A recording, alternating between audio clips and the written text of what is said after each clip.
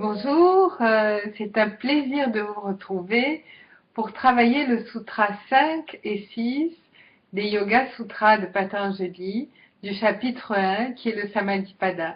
Alors très rapidement, pour ceux qui sont en train de m'écouter pour la première fois, j'ai plusieurs vidéos sur les sutras, les Yoga Sutras de Patanjali sur ma page Google et également une introduction avec une bibliographie sur mon blog marianathierio.wordpress.com. Donc je vais tout de suite attaquer le Sutra 5 qui est assez difficile. Vritaya, Panshtaya, Klishta, Aklishta. Alors, les formes du mental sont au nombre de 5, il ne va pas les définir dans ce sutra, mais il va ouvrir en disant ces formes peuvent être douloureuses.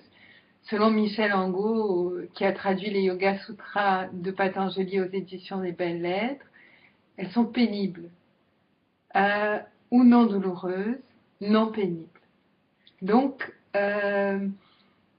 les formes du mental, on a parlé un petit peu de la possibilité de s'établir, de reposer dans son être, en étant en résonance entre ce que l'on sentait à l'intérieur et puis ce que l'on exprimait à l'extérieur, et en laissant un petit peu décanter les pensées, en trouvant un état de calme, de contemplation. Mais on a vu aussi que ce qui empêchait cet état de calme, de contemplation, de joie, pendant la pratique du yoga, pendant les mouvements et les temps d'arrêt, de méditation du yoga, c'était les fluctuations du mental. Donc les fluctuations du mental peuvent être dérangeantes. C'est-à-dire qu'on est en train de faire le yoga, puis on se dit tiens, qu'est-ce que je vais faire à manger ce soir? Ou on a un ennui au travail qui revient, mais j'ai vraiment pas apprécié ce qu'il m'a dit là. Et puis bon, on vous dit ok, respirez, concentrez-vous, puis on essaye de se concentrer, puis on se dit ben, il faut surtout pas que j'oublie de faire les courses en passant. Donc on n'arrive pas vraiment à se concentrer et à être présent et à être dans un état contemplatif et joyeux à mesure que l'on fait les mouvements. Au contraire, notre mental, il fluctue.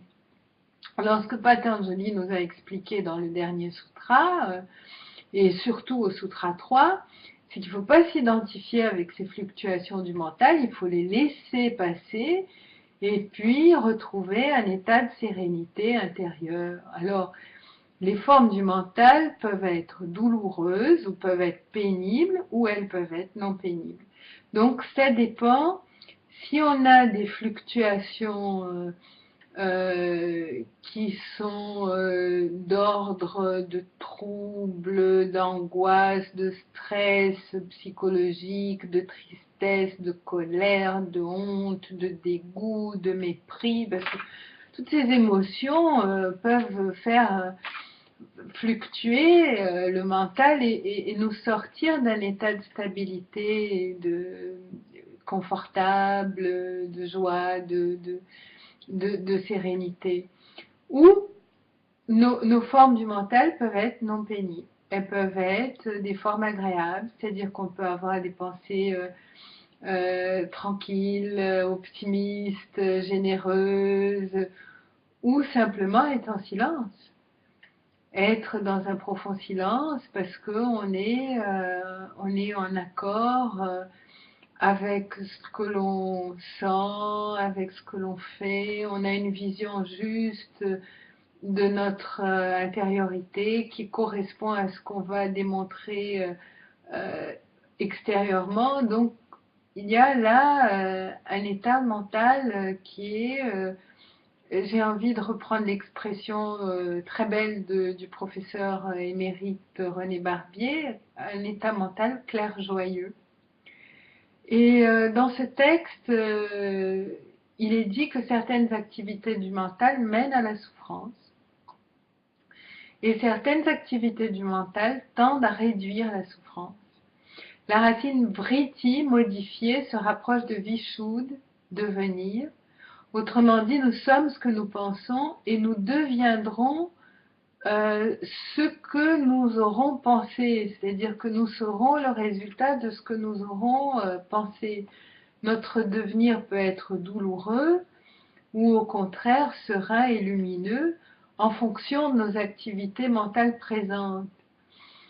Si nous sommes capables de méditer, de prendre une distance par rapport aux fluctuations de nos états mentaux, nous aurons un certain calme, une certaine maîtrise, un certain contrôle. Par contre, si nous nous identifions aux projections que nous avons des autres et puis de nous-mêmes, nous allons avoir des sensations de pénibilité. Vrishti est le mot utilisé pour désigner la pluie et Vishud veut dire aussi purification et pardon. En fonction du travail que nous effectuons sur nos pensées, un travail de compréhension, de clarification, semblable à la pluie qui dissout la poussière accumulée, notre activité mentale va ou non nous faire souffrir. Et elle va être pénible ou au contraire, elle va nous apporter un soulagement. Cela va dépendre exclusivement du fait que nous entreprenions ou non un travail de méditation. Iyengar ajoute, pain may be hidden in the non-painful states, and non-painful states may be hidden in the painful states. C'est-à-dire que on peut avoir un état qui est apparemment d'effort, qui est apparemment pénible, mais en profondeur, on est en accord avec nous-mêmes, dans cet effort, dans ce dépassement. Et on peut être apparemment très tranquille, très installé, très serein, et être très ennuyé, très frustré. Donc, la racine, parce qu'il dit Vritaya, Panshtaya, Klishta, Aklishta. La racine de Klishta, c'est Klesha. Klesha, cela veut dire ignorance. On pourra donc ajouter, sommes-nous dans un état mental conscient ou ignorant, inconscient de nos activités, de nos problèmes, et cette inconscience, cette ignorance de nous-mêmes nous conduit plutôt dans un registre de souffrance parce qu'on n'est pas à l'écoute de nos désirs authentiques et on peut être en dissonance entre ce qu'on fait, puisqu'on sent vraiment nos émotions profondes et puis nos pensées les plus sincères.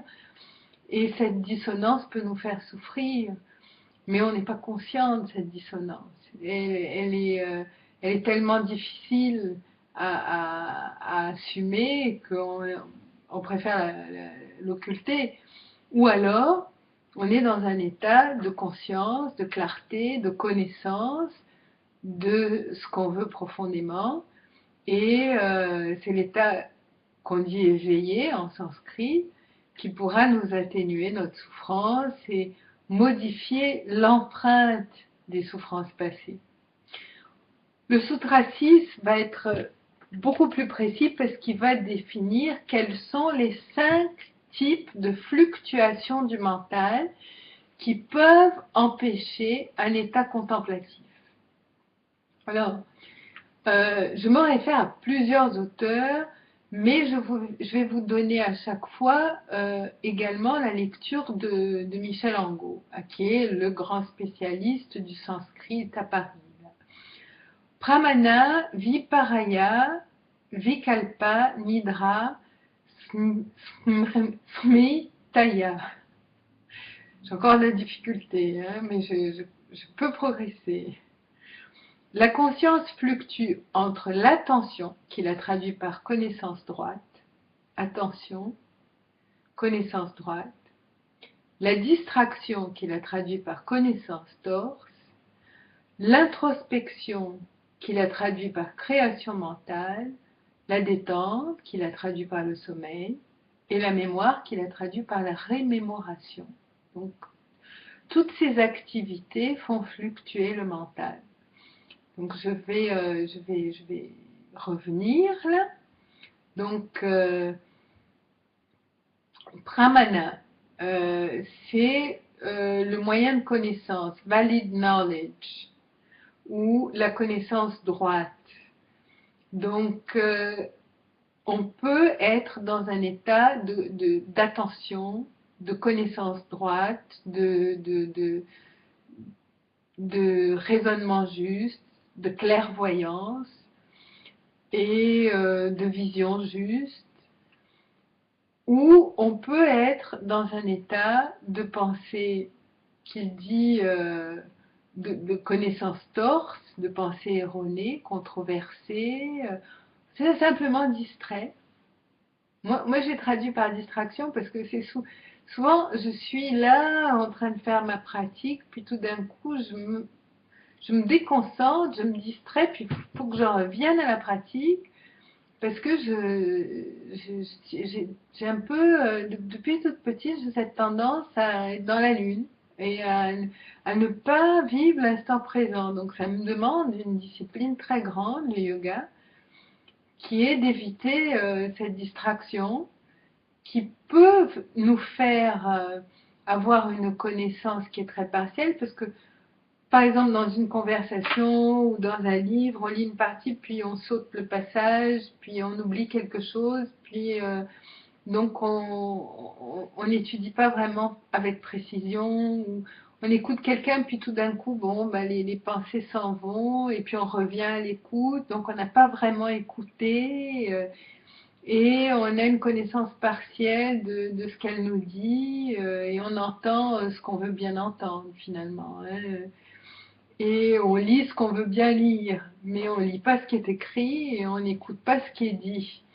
Donc, moi j'ai traduit par distraction parce que c'est souvent la distraction, mais cette distraction, elle est pas au hasard quand on réfléchit un peu aux questions qui viennent du domaine de l'inconscient. C'est peut-être pas par hasard qu'on arrête d'écouter, qu'on arrête de lire, hein. Donc, Vikalpa, c'est la capacité d'introspection et qu'il a traduit par création mentale. C'est très intéressant ça, de relier l'introspection à la création mentale. C'est le moment où on délibère, où on fait des conjectures, où on réfléchit et où finalement on peut transformer les états mentaux pénibles dans les états mentaux moins pénibles. Nidra, alors le mental fluctue aussi. Nidra, c'est sommeil, détente, méditation profonde. Et j'ai envie de vous parler aussi d'une étape de la sadhanapada qui est sadhanapada, qui est très importante, qui est le yoga nidra.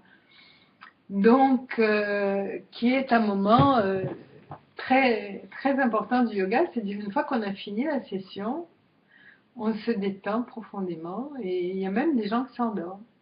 Et ce sommeil peut nous conduire à des états alpha de méditation, c'est une détente profonde. Donc, il est impossible de fixer les mouvements de la conscience. Toutefois, la pratique d'une attention, je dirais flottante, détendue, permet d'accueillir sereinement les souvenirs, les impressions qui viennent sans cesse nous distraire et transformer des états pénibles dans des états qui sont moins pénibles. Merci beaucoup de votre attention et à très bientôt pour les prochains sutras. C'est un plaisir d'être avec vous. Merci encore une fois. À bientôt.